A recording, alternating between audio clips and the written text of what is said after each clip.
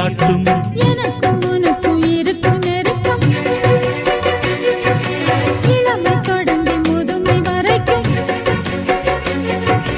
இரவும் பகலும் உறவை வளர்க்கும் இடையில் இருக்கும் தடையை தகர்க்கும்.